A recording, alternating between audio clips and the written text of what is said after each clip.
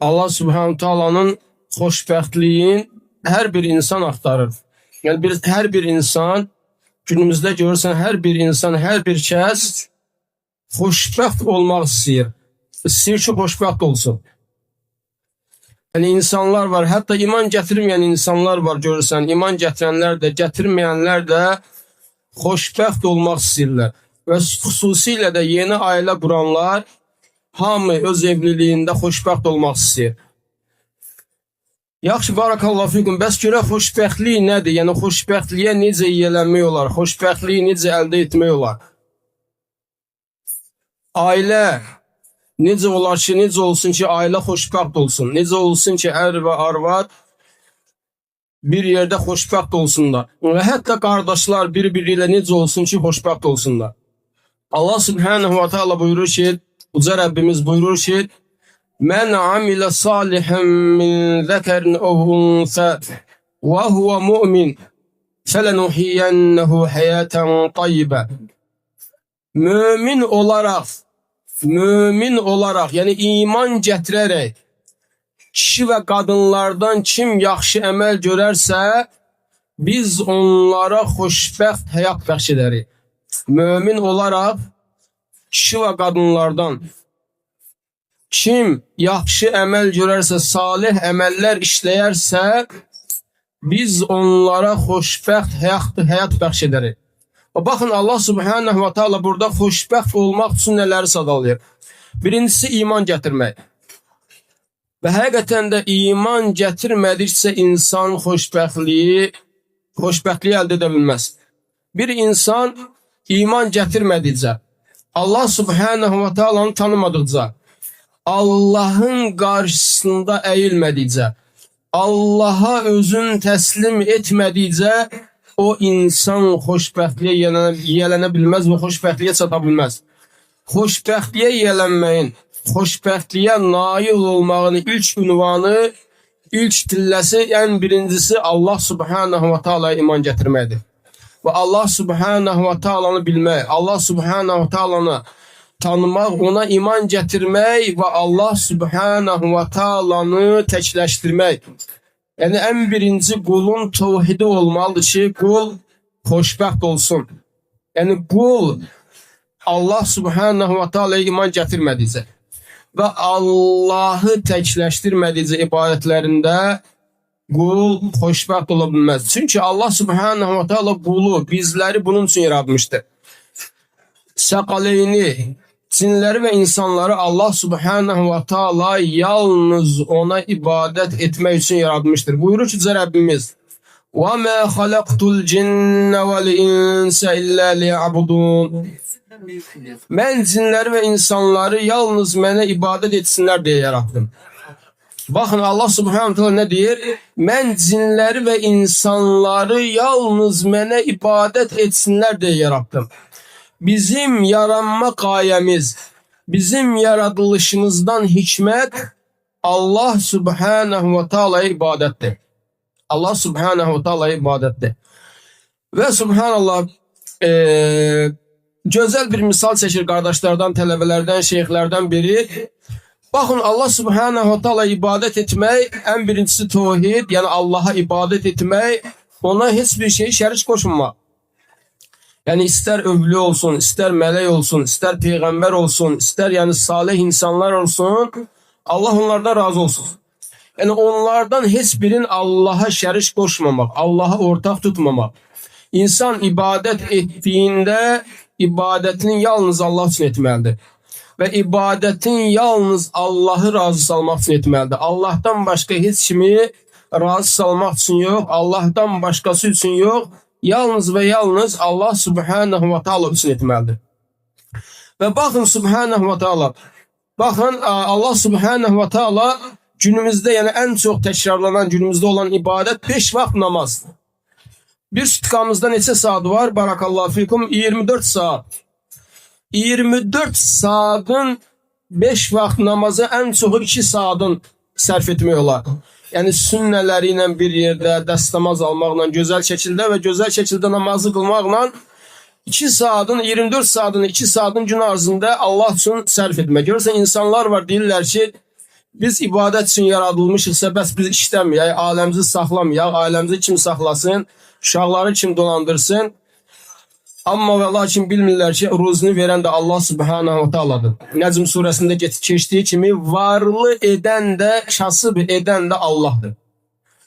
Yəni, heç bir kiminsə əməyi yox, kiminsə ağlı yox, kiminsə zəkası yox, varlı və kasıb edən birbaşa Allah subhanahu ta'aladır. Və həmin insanlar deyirlər ki, yaxşı, bəs biz yəni, ailəmizi saxlamayaq, iş görməyək. Və həmin insanlara deyilir ki, barakallahu fikum, Allah sizlərə bərəkət versin.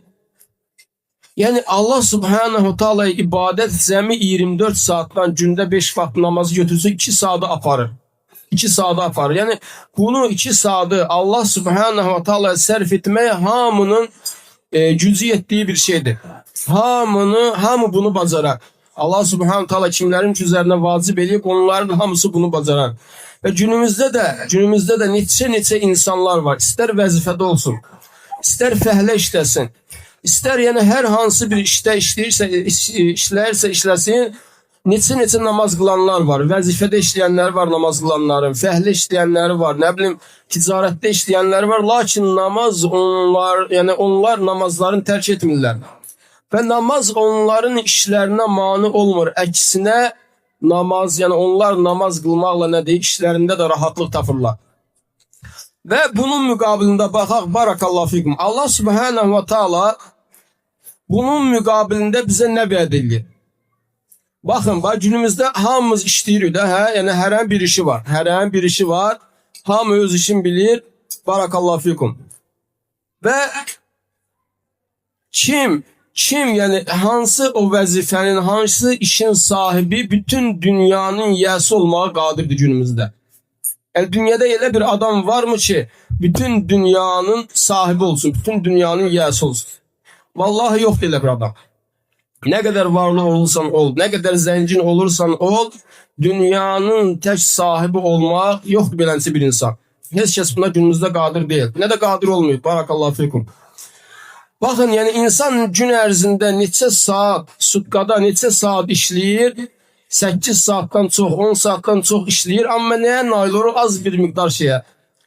Yaxşı, gəlin baxaq, Allah subhanahu wa ta'ala bizə 24 saatdan 2 saatın Allaha ayırdığımız vaxtda Allah subhanahu wa ta'ala bizlərə nələr vəd edir? Allah subhanahu wa ta'ala bizlərə cənnət vəd edir. Nədir cənnət? Barakallahu fikum. Yəni cənnətin dəyəri nədir? Yəni cənnətdə nələr var? Allah Resulü sallallahu aleyhi və səlləm cənnəti misal olaraq çəkir, dünyanın miqyasında, dünyanı müqayisə edərək. Barakallahu fikum. Və buyurur ki, Allah Resulü sallallahu aleyhi və səlləm təsəvvür edir ki, bax dünyada dedik ki, yəni heç kəs dünyanın sahibi ola bilməzlər. Allah Resulü sallallahu aleyhi və səlləm buyurur ki, sizlərdən birinin, hədisə diqqətlə qulaq olsun, barakallahu fikum. Sizlərdən birinin cənnətdəki qırmancının izi, cənnətdə qırmancının izi, qırmanc bilir də, qamçı, qırmanc. Yəni insan atı qovur onunla. Qırmancın izi, yəni onu torpağa, quma attığın zaman onun izi qalır. Qaldırdıqda onun izi qalır. Cənnətdəki qırmancının izi dünya və onun içindəkilərdən daha xeyirlidir. Subhanallah. Yəni cənnətlə dünyanın müqayisəsinə baxın. Yəni cənnətdə qırmancın izi, bir dənə iz, dünya və onun içindəkilərdən daha xeyirli. Və dünyanı fikirləşin, barakallahu fikum, nələr var dünyada, hə? Bu qədər təbii sərvətlər, nə bilim, çaylar, meşələr, nələr. Hə, barakallahu fikum. Cənnətdəki bir dənə qırmancın izi Allah sizə bərəkət versin. Yer kürəsi və onun içində olanlardan daha xeyirlidir. İndi fikirləşin, subhanallah, bəs cənnət özü necə? Bəs cənnət özü necə? Yəni, dünyada bir dünyanın yiyəsi ola bilməyəcəyimiz halda, dünyadan bizə cüzü bir şey qalacağı halda gecəmizi gündüzümüzə qatıb dünya üçün çalışırıq. Yaxşı, Allah subhanahu ta'ala bizə cənnət vəd edir. Allahu akbar. Allah subhanahu ta'ala bizə cənnət vəd edir. O necə cənnət? Cənnətdəki qırmancın izi bu dünyadan daha və onun içindəkilərdən daha xeyirlidir. Gör indi cənnətin özü necə bəs, subhanallah. Yəni o cənnət üçün çalışmağa, o cənnət üçün əməl etməyə, Allahın əmrlərini yerinə yetirməyə, Allah'ın qadağan etdiklərindən çəkinməyə dəyməzmi? İnsan yəni nədir? İnsan bunu fikirləşib, Allah Subhanahu Taala'nın ayələrini oxuyub, Allah Resulü sallallahu aleyhi və səlləm hədislərini dinləyib, yəni o insan fikirləşməlidir. Çünki bizim başımız qarışıb dünyaya, dünyadan başqa bir şey görmürük və gözümüz də ancaq nədir? İşləyim, səhərdən axşama qədər insan işləyir və artıq ondan sonrasını fikirləşmir, başqa heç bir şey fikirləşmir. Amma və lakin bilmir ki, subhanallah, yəni ahirətdə ona hansı nemətlər var? Allah'a itaət, ibadət etdiyi müddətcə, Allah'ın qadağanlarından çəkindiyi müddətcə. Məyər bunun üçün əməl etməyə dəyməzmi? Barakallahu fikum. Genişliyi göylər və yer qədər olan, yerlər qədər olan cənnət üçün, genişliyi göylər və yer qədər olan cənnət üçün əməl etməyə dəyməzmi? Hansı ki, orada hər kəsə nə deyə yer var? Barakallahu fikum. Orada heç kəs, heç kimin yerinə girə bilməyəcək. Nədir? Heç kəsə mane olmayacaq. Allah sizlərə bərəkət versin. Bunun üçün çalışmağa, bunun üçün də əməl etməyə dəyməzmi? Vallahi ki də Allah Subhanahu Taala bizləri müvəffəq etsin.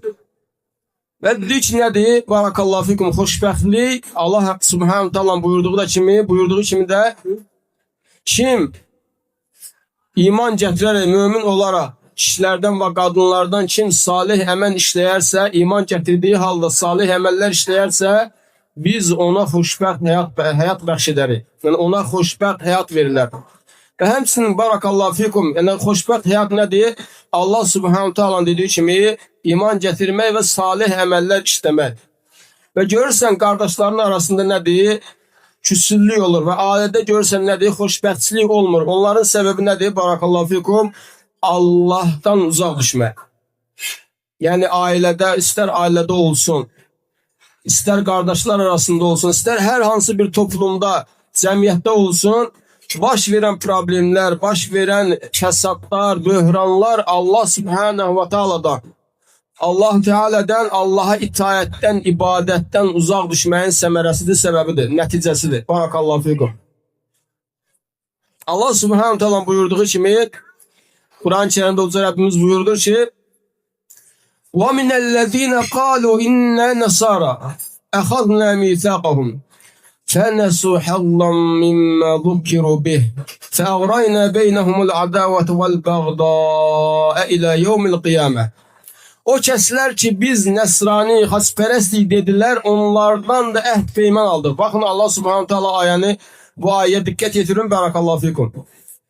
O kəslər ki, biz xristiyanıq dedilər, onlardan da əhd peyman aldıq. Onlardan da əhd peyman aldıq. Fələmmə nəsu mə zukkiru bih. Nə zaman ki, onlar o əhd peymanı unutdular, onlardan o əhd peymandan bəzisini unutdular, onlardan aldığımız əhddən bəzisini unutdular.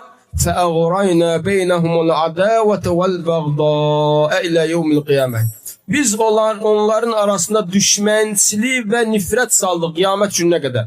Yəni onlar Allah'tan uzaq düşdüklərinə görə, Allah'ın ibadetinden, itayetinden, Allah'a verdikleri əhd peymandan az bir şeyi unuttuklarına göre, terk ettiklerine göre Allah Subhanahu Teala buyurur ki onların arasında kıyamet gününe kadar düşmənçilik ve nifrət saldı.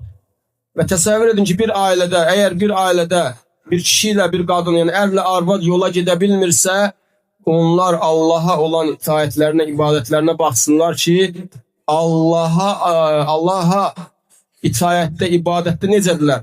Eğer bir toplum fesada uğrayıbsa və yaxud da qardaşların arasında problem varsa, həmin qardaşlar baxsınlar.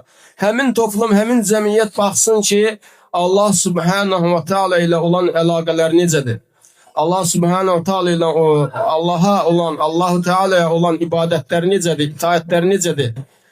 Eğer həmin qövmdə fəsad varsa, həmin ailədə fəsad varsa, xoşbəxtlik yoxdursa, bu onların Allah'tan uzaq düşdüklərinə, Allah'a ibadətdən, itaətdən uzaq düşdüklərinə xəbər verir ki, Allah Subhanahu Teala bizləri qorusun və ailələrimizi, cəmiyyətimizi, toplumumuzu, Allah Subhanahu xalqımızı, millətimizi Allah Subhanahu və Taala itayətə, ibadətə və xeyir əməllərə yönəltsin. Onları şərlərdən qorusun. Allah Subhanahu Taala hamımızı qorusun şərlərdən və Allaha itaətə, ibadətə və xeyirli, salih əməllərə müvəffəq etsin, yönəltsin. Və Allah daha doğrusunu bilir. Subhanakallahumma və bihamdika əşhədu en la ilahe illə ente estağfiruke və etûbü ileyk.